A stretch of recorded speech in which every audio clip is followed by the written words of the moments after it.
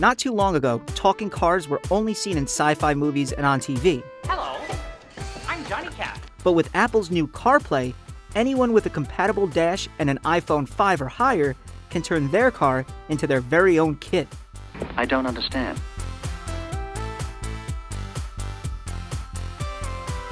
So we're here in a 2016 Corvette Stingray. It's 450 horsepower, 7-speed manual, and it's a blast to drive, but today we're talking about Apple's CarPlay.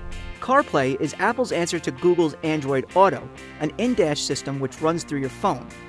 Currently available on the Corvette Stingray and soon to be compatible with almost every major car manufacturer, CarPlay hopes to further integrate your smartphone into yet another part of your daily life by turning your complicated dashboard into a simplified screen with familiar apps. All the basics are here: phone, messages, music, and more.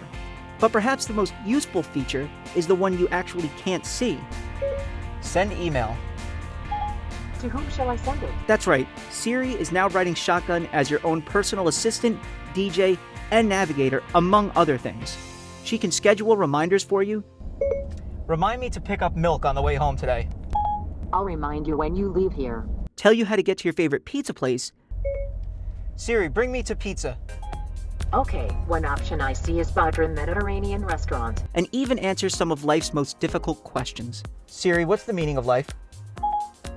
Try and be nice to people, avoid eating fat, read a good book every now and then, get some walking in. Text messaging with Siri is impressive too, as she's able to interpret incoming texts. You have a message from Brad.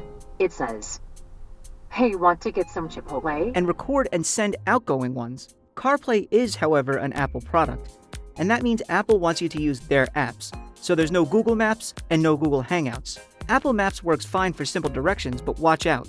This isn't Google Maps, so sometimes you might find yourself taking a less than ideal route and could be staring at brake lights as punishment.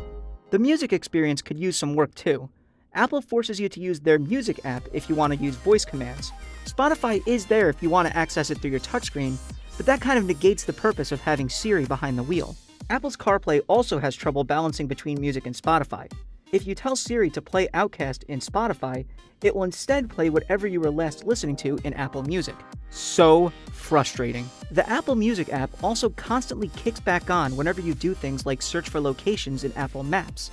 Overall, CarPlay is a welcome driving companion, and most cars are going to support both CarPlay and Android Auto, so you won't have to pick a favorite.